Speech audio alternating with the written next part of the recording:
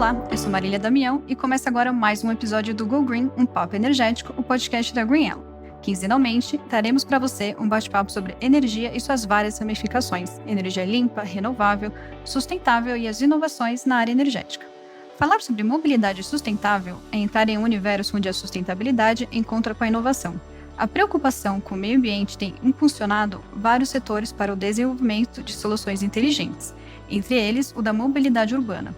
Dos veículos elétricos ao sistema de transporte público e todo o ecossistema que integra a mobilidade, estamos testemunhando uma transformação rápida e essencial. No episódio de hoje, vamos falar dessa jornada por um futuro mais limpo e eficiente que tem a mobilidade elétrica como um dos pilares. A indústria dos carros elétricos já é uma realidade e vamos buscar entender quais são os novos desafios e quais as oportunidades dessa convergência entre tecnologia, as cidades e a sustentabilidade. Então, para falar desse tema, eu convidei hoje o Fernando Pfeiffer, diretor de estratégia de veículos elétricos da 99. Bem-vindo, Fernando. Obrigado, Marília. Saudações aos ouvintes aí. E convidamos também o Thiago Castilha, diretor de marketing da eWolf. Bem-vindo, Thiago. Fala, Marília. Fala, Fernando. Colegas aí, o pessoal que está ouvindo a gente. Vai ser aí um bate-papo muito interessante. Estou ansioso aí para debater e contribuir aí com mais um podcast da Greenell. Então, gente, para a gente começar, na última temporada do podcast, aliás, foi na primeira, a gente falou um pouco já sobre mobilidade elétrica, a gente falou muito de perspectivas, né? E hoje, acho que com certeza, passada aí pouco mais de um ano, a gente já tem muitas realidades para a gente falar e muitos fatos. Fernando, eu queria que você comentasse um pouco sobre a adoção de veículos elétricos. Acho que vocês, tendo aí uma base grande de motoristas, vocês acho que têm vivenciado bastante isso na prática. Queria que você contasse um pouco isso para a gente. Atualmente, acho que a adoção de veículos elétricos, ou os ditos EVs no Brasil, ela está numa trajetória de plena expansão, refletindo, inclusive, uma tendência global de transição para uma mobilidade mais sustentável, uma mobilidade mais verde e mais inteligente. E esse aumento significativo no número de EVs é impulsionado tanto pela conscientização ambiental, quanto pelos avanços em tecnologia e infraestrutura que nós temos observados aí nos últimos períodos. Em 2023, a venda de veículos leves eletrificados atingiu impressionantes 93 mil, praticamente 94 mil unidades, que representam um crescimento em torno de 91% em comparação ao mesmo período do ano anterior. E só nesses primeiros 2 meses de 2024, esse número continua a crescer ainda mais, com um aumento expressivo, chegando aí a casa de 155%, né, em relação ao mesmo período também do ano passado. Então, apesar desse crescimento ser muito encorajador, a gente ainda enfrenta barreiras substanciais que limitam uma adoção plena e mais acelerada, digamos assim, dos veículos sustentáveis. A principal barreira continua sendo o custo de aquisição dos veículos elétricos. Permanece elevado em comparação com os veículos convencionais movidos a combustíveis fósseis. Outra grande barreira é a infraestrutura de recarga, né, que, embora esteja melhorando, ainda é insuficiente para atender a demanda crescente, concentrando-se principalmente em grandes centros urbanos e deixando áreas menos populosas com poucas opções de recarga. Para superar essas barreiras, é essencial a implementação de políticas públicas efetivas que incluam incentivos fiscais para a compra dos veículos elétricos, investimentos em infraestrutura de carregamento e programas de conscientização que destacam os benefícios econômicos e ambientais dos veículos sustentáveis, né? Além disso, a colaboração entre empresas privadas e o setor público pode acelerar ainda mais o desenvolvimento de soluções inovadoras que tornem os veículos EVs mais acessíveis e práticos para o público brasileiro. Com a frota eletrificada em circulação no Brasil chegando em torno aí de 300 mil unidades, 291 mil veículos, e as vendas projetadas para passar de 150 mil unidades em 2024, podemos esperar que o Brasil não apenas acompanhe, mas seja realmente um protagonista nessa revolução da mobilidade elétrica na América Latina. E que outras barreiras você tem visto, Castilho? Acho que você que está bem esse desafio que o Fernando comentou da infraestrutura, né? A gente começa o ano com uma perspectiva muito boa de venda de carros, né? Em contrapartida, um governo aumentando aí, cadenciado a questão dos impostos dos veículos elétricos, né? São Paulo, que tinha benefício de PVA, assim como outros estados, né? Fiquei sabendo que Paraná também caiu, né, Fernando, a questão de PVA. Cortaram esse benefício.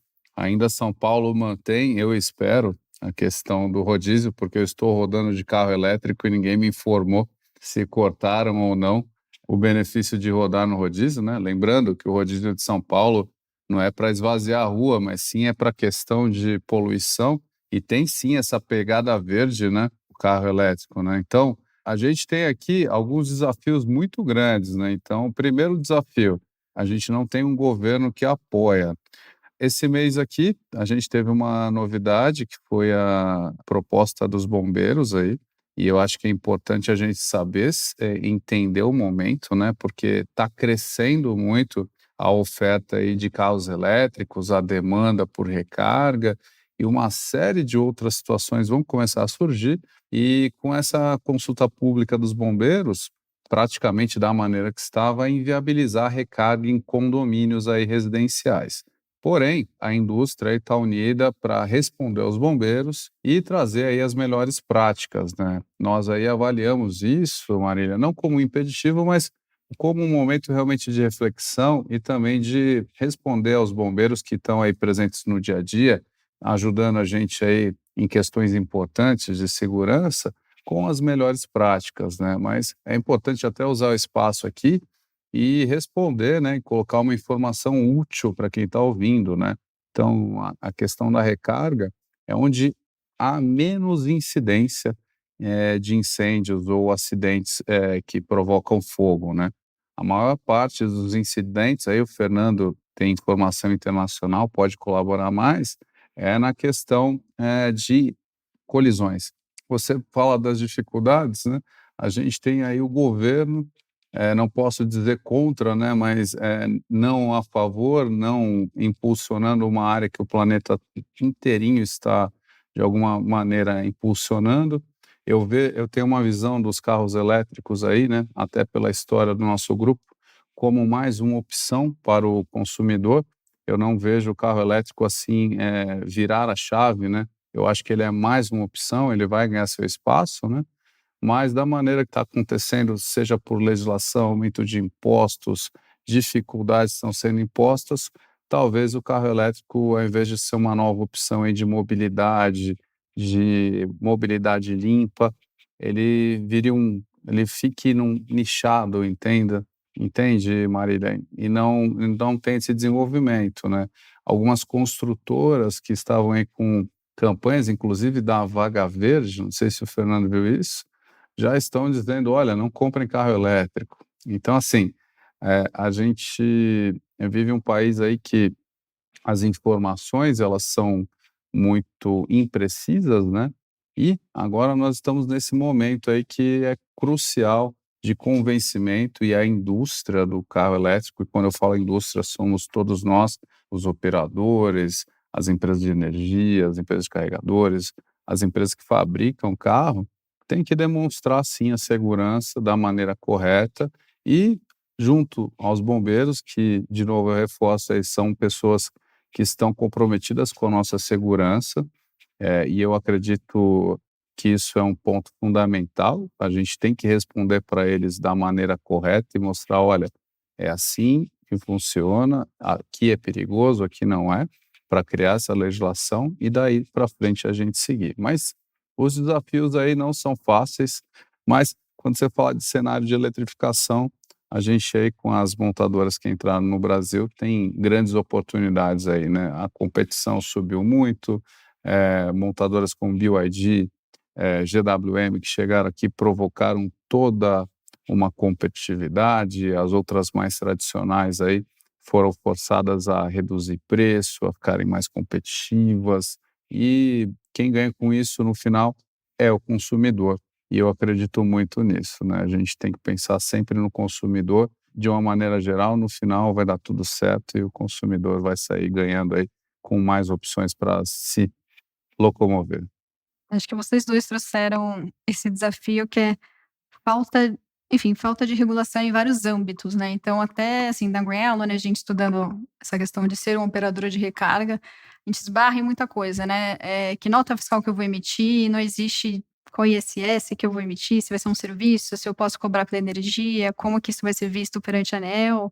Então existe essa questão, existe essa regulação agora que surgiu a questão do bombeiro, que né, como o Castilho falou, é preciso ter essa conversa, mas talvez ela tenha ido tão de uma forma talvez muito foi para um outro extremo que talvez, como você falou, pode desacelerar alguma coisa e realmente inviabilizar, né, então essas questões de já colocar, né, uma parede corta-fogo entre as vagas, né, imagina se o custo de infraestrutura de recarga que a gente está vendo de adequação para colocar pontos de recarga nessa nossa infraestrutura elétrica que já é super ruim, começar a dificultar muito também e de forma desnecessária, né, assim, ter tanto essa necessidade, realmente vai começar a inviabilizar mesmo esse segmento, né. Então acho que é a questão do poder público e não só não atrapalhar, mas acho que incentivar mesmo, né. E aí, Fernando, eu até queria pegar um pouco o seu insight, né, vocês fazem parte do grupo da Didi, e como que isso foi também, o crescimento lá, se teve essa questão do incentivo do poder público, se isso, né, se isso existe até hoje, dado que é um mercado hoje muito mais maduro, né, se isso foi saindo ao longo do tempo, como é que isso foi lá um pouco? Acho que trazendo aqui um pouco de histórico da participação de veículos eletrificados e o status de onde nós estamos hoje, a gente ultrapassa facilmente a marca de 1 milhão de motoristas dirigindo com veículos elétricos na nossa plataforma no mercado chinês.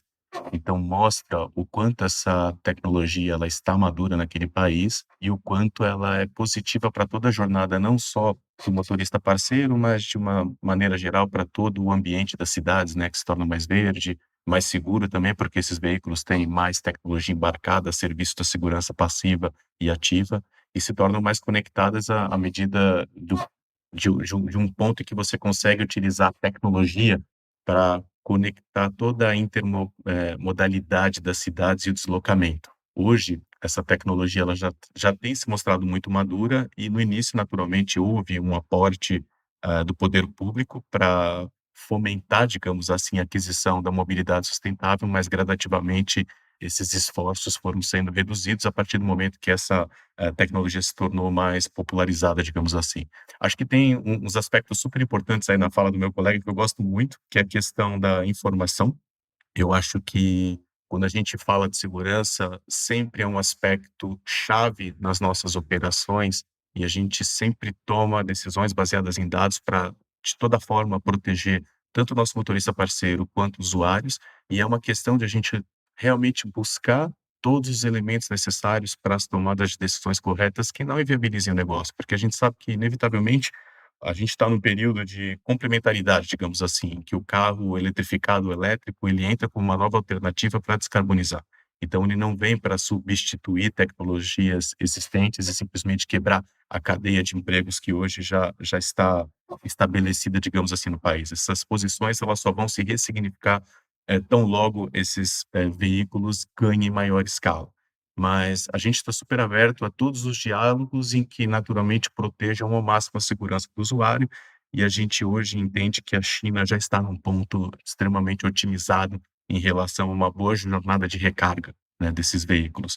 A gente também aprendeu que lá o que tem funcionado muito bem é uma aceleração proporcional e contínua entre veículos e estações de recarga. A gente não pode permitir que aquele dilema entre o ovo ou a galinha, né, nesse período incipiente do mercado, freie as possibilidades que nós temos de implementar esses veículos em larga escala, porque a falta de infraestrutura de recarga inibe a disponibilidade de produtos por parte da indústria automobilística e o mesmo acontece em sentido contrário, né, quando você realmente não consegue criar um círculo virtuoso em que ambas as partes possam atuar. Acho que aqui, para colocar exemplos concretos, né, do que a gente tem feito no mercado brasileiro, a Aliança pela Mobilidade Sustentável, que é liderada pela 99 e que reúne os grandes atores de todo esse ecossistema, né, pensando em todo o 360, na utilização de veículos elétricos, ou ela une empresas do setor privado para que elas atuem dentro de suas atividades core, pensando em todos os aspectos a melhor solução para o usuário. Diferente do que foi feito lá, 99 não se apropria de estação de recargas, porque a gente tem realmente empresas extremamente qualificadas e bem profissionais na questão de como levar uma boa jornada para esse usuário sem que isso represente qualquer risco para ele em seu carregamento, digamos assim. O mesmo a gente faz em relação a empresas de locação, empresas financeiras, porque cada empresa precisa realmente atuar dentro do seu core. E as montadoras estão aí para realmente promover e trazer todas as informações necessárias para que os veículos sejam utilizados da melhor forma. Utilizando essa aliança, para vocês terem uma ideia, a gente trouxe ações extremamente inovadoras e grandes anúncios durante esses últimos períodos, que incluem desde o lançamento do primeiro posto 100% elétrico da cidade de São Paulo, lá na Zona Leste, na Anália Franco, né, em parceria com EasyVolt e Vibra. Depois nós tivemos também uma parceria fantástica com os elétricos, com a garagem elétrica ali na Paulista, que agora está sofrendo um processo de expansão, né? A gente acabou de anunciar uma expansão para a inclusão de mais carregadores de alta potência, carregadores rápidos, e a parceria que a gente também anunciou recentemente com a Raizen, né? Onde a gente usa toda a capilaridade da 99 em âmbito nacional para levar essa experiência e com toda a inteligência que nós temos de mercado para todas as cidades em que a 99 atua ao longo do Brasil. Acho que tem uma coisa que a gente também não, dentro dessa questão da informação, né, que eu acho que é o benefício da mobilidade sustentável tem para a cidade, né? Então, acho que o Castilho até comentou um pouco do rodízio, da poluição. Queria, Castilho, que você comentasse também outros pontos que você vê que a mobilidade vai trazer também de benefício para a cidade, além de. E aí a gente pode até extrapolar quando, né, a gente está começando a ver, por exemplo, licitação de caminhão, a gente está começando, né, tem muito mais VUC elétrico na rua, né? Que isso pode gerar de benefício também para as pessoas da cidade, também pensando em difundir mais informação também. A gente tem um benefício aí que, além de não emitir fumaça, é um benefício aí zen, né? É a questão do barulho. Então, imagina que legal dar uma volta no centro de São Paulo, que está aí num processo de, como é que eu posso falar, renovação. A gente, fundamentalmente no Brasil, tem a oportunidade de fazer a mobilidade mais limpa do mundo. Porque quando a gente fala de fonte de energia, aqui a gente tem 85% da nossa matriz limpa. O que significa isso para quem está ouvindo, né? A gente tem aqui geração hidroelétrica, painel solar, a gente tem um pouquinho de usina termoelétrica que está cada vez menos uso. A gente tem nuclear, que é limpa, por incrível que pareça, para quem não sabe, nuclear é limpa. Tem eólica. Aqui é o país em que a eletromobilidade tem tudo para dar muito certo, né? A gente tem energia limpa, tem aí bons fornecedores de carros, temos programas como o da 99, temos redes de recarga como a Greenello, temos fornecedores de carregador como a iWolf, né? E temos consumidores aí querendo novidade, que são apaixonados por carro, né? Os benefícios são muitos aí, né? Até uma dica aqui, não sei se você já viu no podcast, eu visitei um brasileiro que tem uma indústria ali em São João da Boa Vista que faz reciclagem de bateria. Eu fui lá ver como é que é e eu fiquei abismado, Marília. Ele faz de A a Z do plástico, do componente, ele extrai riqueza disso e é uma das poucas empresas que faz isso de verdade no mundo. Tem tecnologia para extrair a riqueza e não fica só naquele pozinho preto, não. Então, aqui a gente tem todo o ecossistema pronto para funcionar. Sem falar que a gente pode aí pensar em novas profissões, né? Porque quando você fala dos motoristas de aplicativos, né?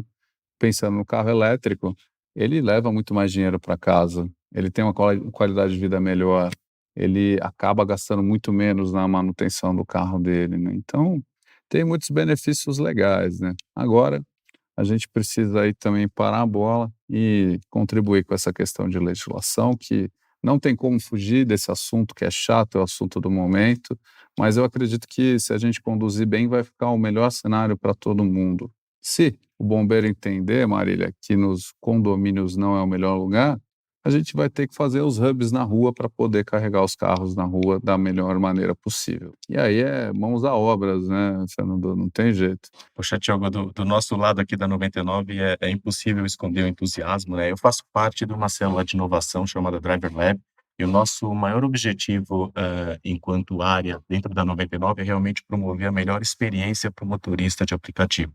A gente precisa pensar que o veículo elétrico, no final do dia, ele possibilita a esses motoristas parceiros terem condições laborais muito melhores. São condições de trabalho, assim, que estão realmente em outro patamar, incomparável com o veículo a combustão, pelas razões que o Thiago falou, né? Não vibra, não emana calor, não irradia calor, não polui, não tem aqueles gases geradores de efeito estufa, e além do mais, consegue promover uma melhor experiência para os usuários, os passageiros, que no final se traduz até em mais caixinhas, né? Esses motoristas literalmente recebem melhores gratificações, não só pelo serviço prestado, com melhor qualidade, mas também pela questão do engajamento ecológico. Então, isso tudo mostra que o veículo ele cria um círculo virtuoso para as cidades que ele se expande cada vez mais à medida que você tem uma infraestrutura dedicada e que acelere proporcionalmente a disponibilidade de veículos. Porque o que acontece?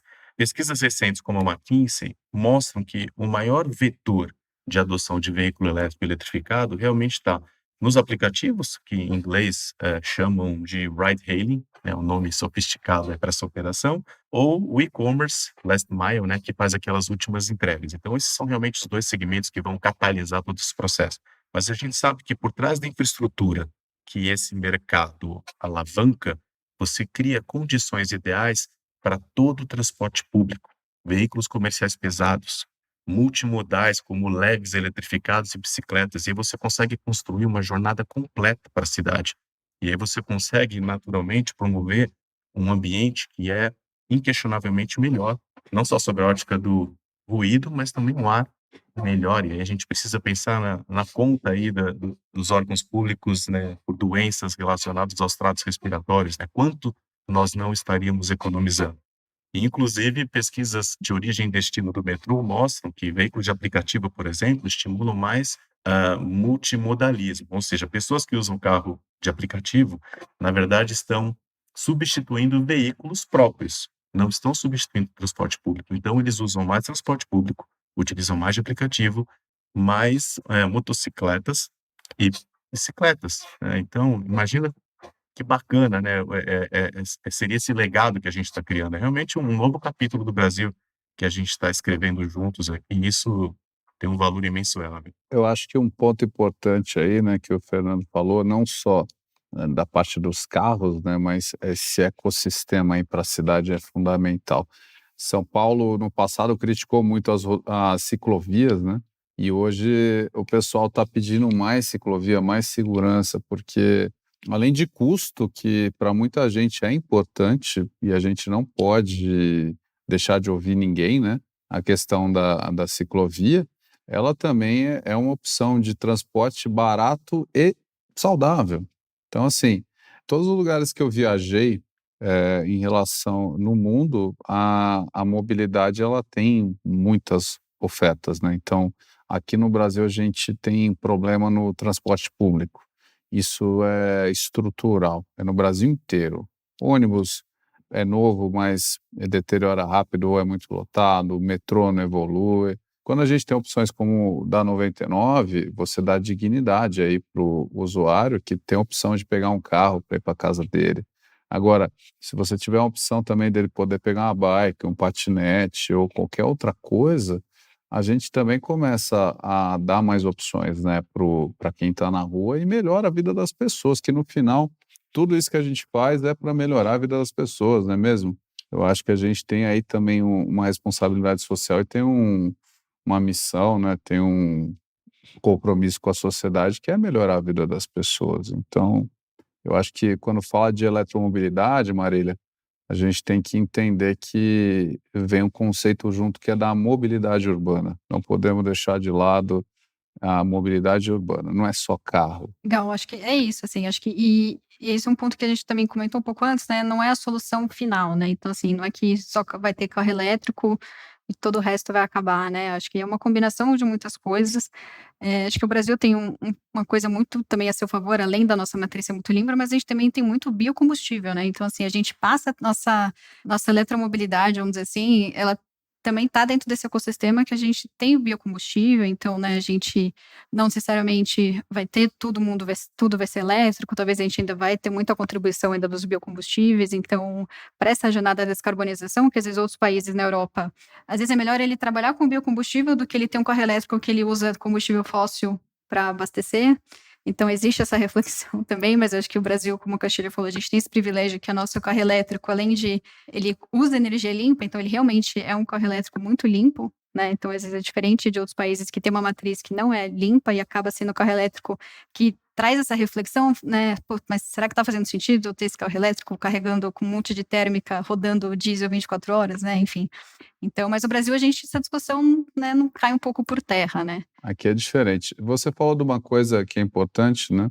É uma coisa que é importante a gente falar que é o etanol, né? Existem aí o investimento, é uma plataforma do nosso país, o etanol é importante. Os carros híbridos, eles já são realidade agora, os fabricantes estão investindo em motores híbridos a etanol, que ainda não tem, com exceção a Toyota, né, que tem o flex híbrido, que é uma tecnologia que já está disponível. E, de novo, a gente vai ter um mercado eclético. Eu acho que a gente tem que aproveitar momentos legais como esse aqui, com pessoas que têm cabeças abertas para discutir. Quem vai ouvir a gente também está com a cabeça aberta para ouvir, para dizer que não é 8 ou 80. Nada na vida pode ser 8 ou 80. A gente não pode polarizar nada. A questão dos veículos, de novo, ninguém vai obrigar ninguém a andar com carro a diesel, nem com carro elétrico. É mais uma opção, entendeu? Não vai ser só carro elétrico, não vai ser só carro híbrido, não vai ser só carro a combustão. A gente vai ter um mercado eclético e, no final, quem trabalhar melhor, quem atender melhor, quem tiver a melhor oferta, vai ter melhor participação. Vai ser assim. O nosso futuro, nossa realidade, ela é eclética. Quem define isso é o consumidor e os fabricantes, os fornecedores estão aí para suprir tudo que o nosso consumidor tiver com vontade de consumir, né? Que a gente precisa, de novo, estar preparado para atender essa demanda da melhor forma possível e ter responsabilidade, né? Eu repito, Marília, a questão dos bombeiros, eu acho que chegou em boa hora, porque a coisa começou a tomar um ritmo muito, muito rápido e a gente precisa ter regra, né? Hoje, a parte de carregadores, Fernando, não tem exigência de metro. Chuveiro tem metro. É uma coisa que a gente já pede há muito tempo, né? A gente hoje disputa espaço aí no mercado com empresas que não têm certificação nenhuma. Nós fizemos investimentos aí em certificações aí como a TUV e outras certificadoras para ter uma garantia do nosso produto, porque a gente tem preocupação de acontecer alguma coisa com o consumidor. Só que eu fiz coisas que o meu concorrente não faz. Então, o que a gente está enxergando? Essa discussão veio em boa hora, porque depois que estabeleceu uma regra, daqui para frente, a gente aí tem uma segurança para poder investir mais, né? É a mesma coisa aí, eu acredito do lado de vocês que tem a segurança em primeiro lugar e também a Greenello aí que preza muito isso, né? Então nós estamos num momento aí arrebatador, ajustando isso, a coisa também deve andar melhor aí. Acho que essa é a beleza do nosso trabalho, né, Thiago? Em primeiro lugar, só fazendo um breve preâmbulo aqui sobre 99 para todos, né? A 99 é uma empresa que ela atua em mais de 3.300 cidades ao redor do Brasil.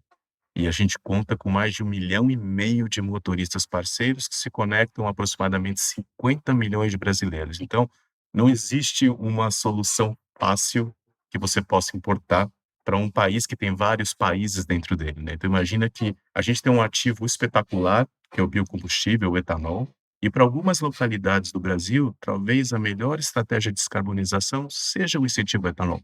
E a gente também, dentro das nossas iniciativas, testou veículos híbridos etanol, e eles tiveram uma altíssima aceitação para motoristas, sobretudo aqueles que fazem translados entre cidades satélites, né, que eles prestam serviço dentro de um centro urbano e no final do dia, eventualmente, vai para Campinas, se deslocando de São Paulo ou uma outra cidade próxima. Então, existe espaço para todo tipo de tecnologia, no sentido da descarbonização dentro da plataforma. E a gente tem realmente testemunhos muito reais que tangibilizam a beleza desse trabalho, né? A gente tem uma motorista parceira, por exemplo, que trouxe um depoimento super comovente de uma mulher que tinha se divorciado, que estava tentando se reconstruir na vida e encontrou no veículo elétrico condições de ganhar muito mais dinheiro, fazia em torno aí de 80% a mais de economia em relação ao custo que ela gastaria com combustível para recompor sua vida. E estava super feliz com o programa. Tinha um motorista também que trouxe um depoimento interessante de que ele fazia o carregamento dentro de um shopping center em São Paulo e tinha mais tempo de ir para casa e passar mais tempo com os filhos. E aquilo tinha muito valor para ele, além do ganho financeiro que ele tinha com o carro elétrico. Então, transformar vidas, né? Transformar vidas e realmente a gente promover a informação. É o que eu falei.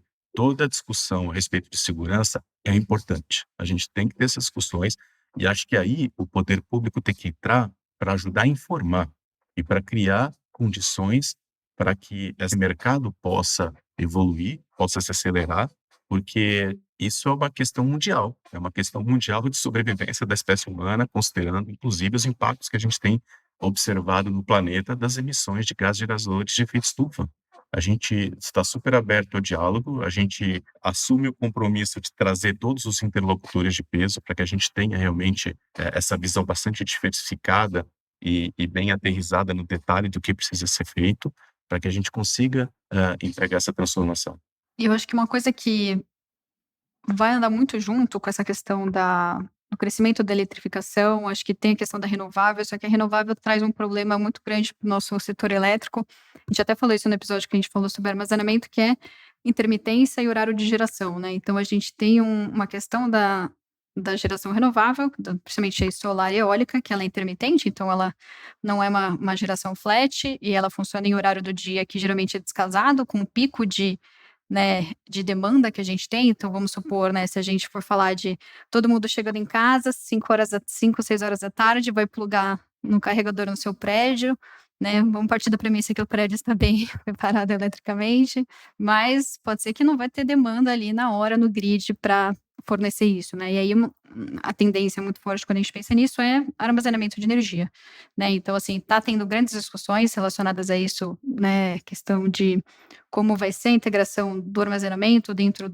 tanto do sistema, né, no SIM que a gente fala, né, no Sistema Interligado Nacional de Energia, como isso vai ser integrado com as transmissoras, geradores, enfim, né. Mas eu acho que isso vai ter um impacto muito grande no talvez como isso vai estar na casa das pessoas, né, como eventualmente, né, os prédios, será que vão ter que ter armazenamento para ele poder suprir essas demandas?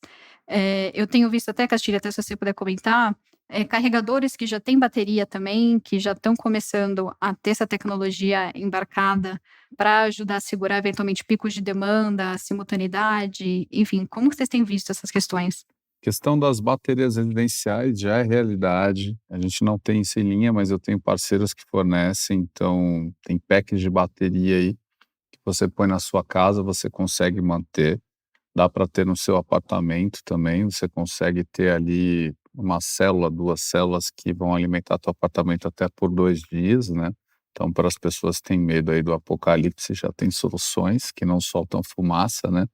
E a questão é custo, né. Então hoje um kit aí desses de bateria, para manter um apartamento médio aí, uma casa de um padrão legal aí de tamanho, vai custar uns R$ 90.000, não é baratinho. Carregadores com bateria, é essa bateria com um carregador, né. Agora, os carros mais modernos, eles têm um sisteminha que chama V2L, ou seja, você consegue transferir a bateria do carro para a sua residência. Existem alguns carregadores, inclusive a gente tem isso com um fornecedor nosso, em que você consegue plugar seu carro no carregador e aí, se faltar energia, você alimenta a sua casa. O problema disso é o mesmo problema que a gente tem com o fornecimento de energia solar quando você tem uma geração sua. Não tem homologação. O que pode acontecer? Quando falta, nenhum problema, mas faltou energia porque foi um desligamento aí, uma manutenção.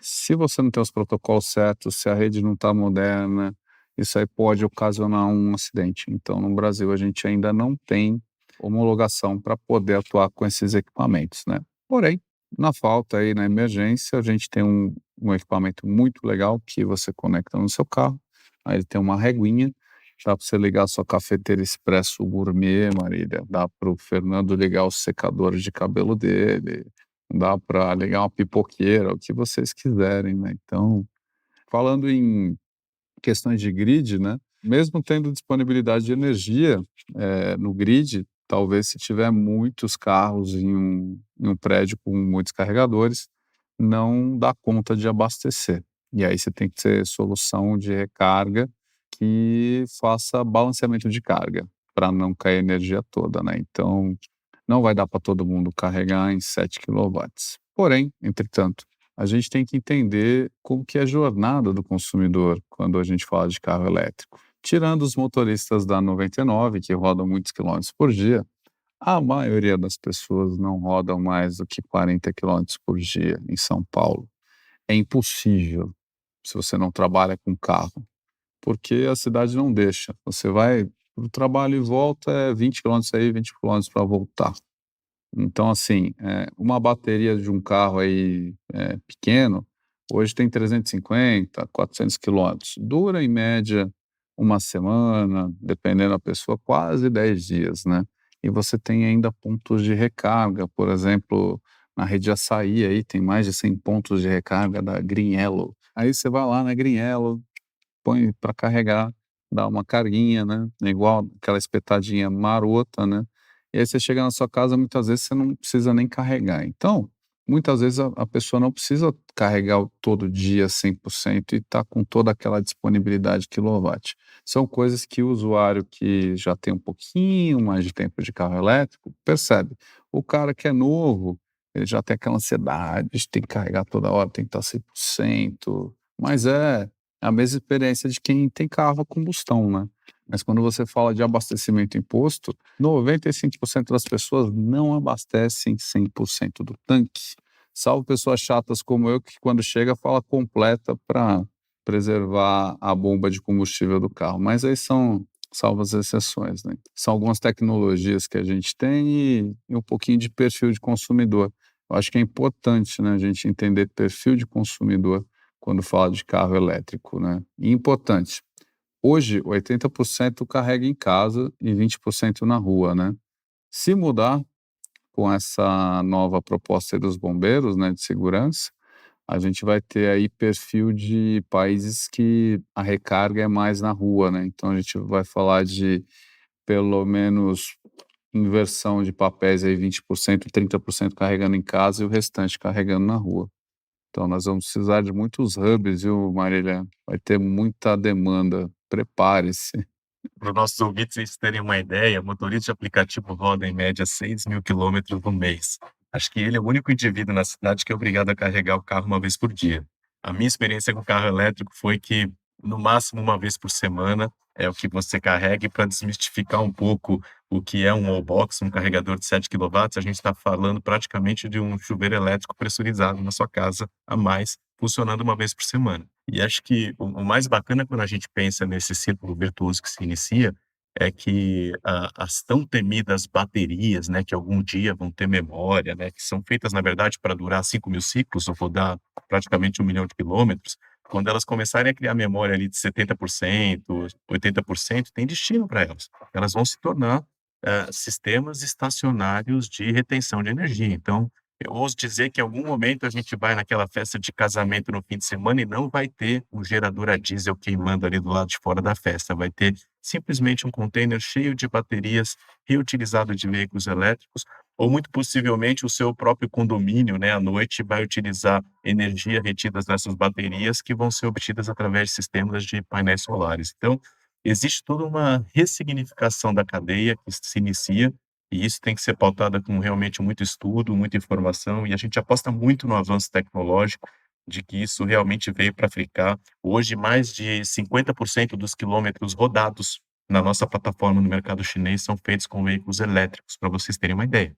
E a China é hoje o maior mercado mundial de veículos elétricos. Então, isso dá uma magnitude do quanto essa tecnologia já está madura e o fato de que ela só tende a evoluir cada vez mais, né, pensando em baterias com maior densidade energética, né, que vão reter mais energia, com menos peso e menores custos, isso vai fazer que realmente o Brasil se torne um case mundial, na aplicação de energias limpas para a eletromobilidade, uma mobilidade mais verde, né, mais segura e mais conectada. Lembra quando a gente era pequeno, a avó da gente falava que a gente tinha que fazer uma boa ação, né, que a gente tinha que pensar no futuro, né. E hoje em dia a gente vive aí um problema muito grave da desinformação, né. Então, eu brinco que eu sou instagramzeiro, eu gosto de ver o que as pessoas estão comentando, né. E às vezes eu me deparo com pessoas que têm um esforço enorme para criticar pessoas que estão tentando inovar, estão tentando melhorar o mundo, estão tentando trazer uma vida melhor para as pessoas, né. Óbvio, as pessoas que vivem em detrimento de falar mal das novas tecnologias, são muitas, não só jornalistas que muitas vezes é por desconhecimento, mas pessoas que realmente ignoram o fato de que a gente pode ter uma sociedade melhor, né. Eu brinco que a gente tem vários mitos que a gente tem que sempre, rebater e ir até o final, né. Eu tenho discussões aí muito engraçadas com o pessoal que tem postos de combustíveis, alguns adoram discutir porque são empresários e querem ver oportunidades, mas outros ainda acham que o carro elétrico é uma ameaça ao negócio dele, quando na verdade a maior ameaça é ele mesmo que não consegue entender a oportunidade de negócio que está na frente dele, porque o posto de combustível, assim como qualquer outra vaga de estacionamento, pode ser um posto de recarga. E lá é o melhor lugar para abastecer um carro elétrico, porque tem segurança, tem conveniência, você tem uma série de oportunidades de serviço que você pode ofertar enquanto está parado, né? A questão das baterias é um ponto interessante, né? Ela pode ser usada na segunda vida dela para ser um power bank e não gerar fumaça. E a gente tem um caso no Brasil, uma empresa brasileira, de um empreendedor brasileiro, que ele transforma essa bateria em material novo, não vai nada para lixão. O plástico vira plástico novo, a gente consegue aproveitar a parte química, vira tudo novo. Eu acho que o ponto importante da discussão é a gente tem que pensar sempre em quebrar esses mitos, sabe, Marília? Porque são mitos aí que a gente não pode deixar falar. Toda vez que a gente abaixa a cabeça, não rebate de maneira inteligente, com boas informações, essas coisas se perpetuam, né? Os vídeos aí, tem alguns perfis na internet que vivem de divulgar esses vídeos aí antigos de carros elétricos, né? Alguns são bem engraçados, eu confesso, tem as narrações aí que são bem divertidas. Porém, a gente tem que separar o que que é realidade do que foi no passado e também temos que respeitar o desenvolvimento que a indústria está fazendo, né? Porque a evolução tem sido muito rápida. Então, tinham baterias que tinham problema de explosão, hoje as baterias não têm mais esse problema. A gente já está vindo aí para baterias de sódio. O que que é sódio, Fernando? É sal, cara. Então, assim, a gente tem, do mesmo jeito, tem muita gente aí comprometida em falar mal da inovação e não querer evoluir. A gente tem muita gente aí bacana pensando no futuro da gente e, por enquanto, a gente só tem esse planeta, né? O aspecto cultural, ele é fundamental em todo esse processo de transformação. Eu posso trazer também aqui um dado concreto que a gente aferiu nos nossos testes. Lembrando que os nossos motoristas aí, em praticamente 1 ano e meio, rodaram mais de 6 milhões de quilômetros com carros elétricos e a gente já acumula em torno de 20 milhões. Então, já daria para a gente dar algumas voltas ao planeta Terra, mais de algumas centenas de vezes com carros elétricos na plataforma da 99. E por que eu falo isso? Porque, comprovadamente, toda nova tecnologia, ela exige planejamento para você conseguir se adaptar. Então, não adianta você chegar com o carro descarregado à noite e abandonar ele na garagem e achar que você vai acordar com ele magicamente recarregado. Então, você tem que ter essa disciplina de planejar os seus percursos e você fazer cargas com antecipação. Aí eu pergunto, quantas vezes vocês ficam sem bateria no celular? É porque vocês já aprenderam a trabalhar com a autonomia dos celulares de vocês. E a mesma coisa vai acontecer com o carro elétrico. Um dos testemunhos mais genuínos que eu ouvi a respeito dessa adoção antecipada, porque é muito difícil a gente adotar uma tecnologia antes das outras pessoas, porque a gente cai naquela seara dos haters, né, e dos advogados, né, aquelas pessoas que criticam, algumas te apoiam, mas a grande maioria questiona a sua decisão. No meu histórico de montadora, eu fiz um lançamento de um carro elétrico e a gente quis fazer uma ativação, um reconhecimento aos primeiros compradores. E eu imaginei que early adopter, né, aquelas pessoas que compram primeiro são mais progressistas, são as pessoas mais antenadas e jovens, e eu achei que fosse me deparar com um casal de pessoas relativamente jovens. E, na verdade, era um casal que tinha ali na faixa dos seus 70 anos de idade, do sul do país, e eu perguntei: "Nossa, que legal, né, que bacana vocês comprarem esse carro elétrico. O que que levou vocês a comprarem esse veículo?" E eles me disseram simplesmente que eles estavam fazendo a parte deles, né, pensando no planeta, pensando nas gerações futuras. Então, tem um significado muito profundo nessa frase para que eu deixo aí pra vocês refletirem, né. O que que a gente está planejando para o futuro do nossa do nosso planeta, dos seres humanos em geral. Mas, de novo, é planejamento, é informação, é a gente prestar serviço. A gente sabe que tem muita gente que polemiza, porque às vezes polêmica em rede social gera clique, né, gera tráfego, e a gente precisa separar quais são as controvérsias que realmente a gente tem que se engajar para construir cases de sucesso, como a gente vem colecionando até agora, e o que são simplesmente polêmicas que algumas pessoas lançam para tentar conseguir tráfego no seu site, nas suas páginas aí nas redes sociais. Muito bom, gente. Acho que é um pouco esse o objetivo do podcast, assim, acho que a gente ia trazer informação de pessoas que são experts, que entendem informações o mais corretas possíveis, né, e que possa desmistificar mesmo essa, né, eu fico convencendo meu pai a comprar um carro elétrico, ele sempre fala: "Ah, não, não dá ainda. Não, mas se eu quiser viajar", ele viaja uma vez por ano, para uma viagem de carro de mais de 5 horas, mas ele vai precisar desse momento. Daí eu falo: "Não, pai, mas já dá", né, enfim. Mas acho que tem ainda essa barreira, acho que de entendimento mesmo, de compreensão. Os próprios clientes que a gente fala, acho que tem, né, chega essa informação muito torta para os clientes que querem, às vezes, né: "Ah, eu tô construindo minha frota elétrica", mas aí não sabe montar essa infraestrutura de recarga. Ele falou: "Ah, mas eu preciso de carga lenta, carga rápida, qual que é a diferença?", né. Então acho que tem um papel também da gente ensinar um pouco o próprio cliente, às vezes, a fazer uma compra inteligente, sabe. Acho que não é o mais caro que ele precisa, né. Então, se seu é isso que o Castilho falou, né, se sua frota vai dormir no centro de distribuição, você não precisa de um carregador rápido, né. Então ele dorme lá, carrega, né, enfim. Estamos chegando no final do nosso bate-papo, infelizmente, acho que tem muito assunto aí para pra falar disso, mas quero agradecer, Castilha, Fernando, pela participação, acho que foi muito rico aqui a contribuição de vocês, muito obrigada. Eu que agradeço a oportunidade, acho que é realmente o legado que a gente está construindo juntos, e eu sempre costumo deixar o convite aí, em todo momento que a gente tem de falar do nosso projeto, para pessoas que realmente querem se conectar, para a gente co-criar esse novo capítulo da nossa história, né.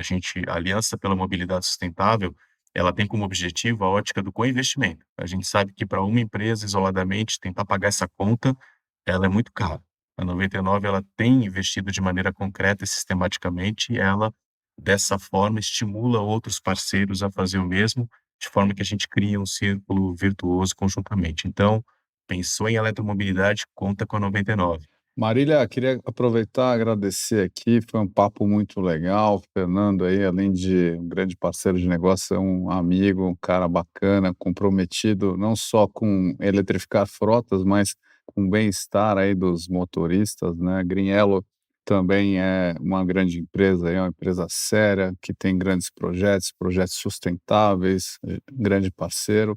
E para mim foi muito bacana aí poder falar um pouquinho da iWolf, do nosso comprometimento em entregar equipamentos que tragam segurança, tecnologia e no final do dia garantam uma recarga aí que vai preservar a bateria do veículo do nosso cliente, né? Foi muito bom estar com vocês e até uma próxima, viu? Obrigado.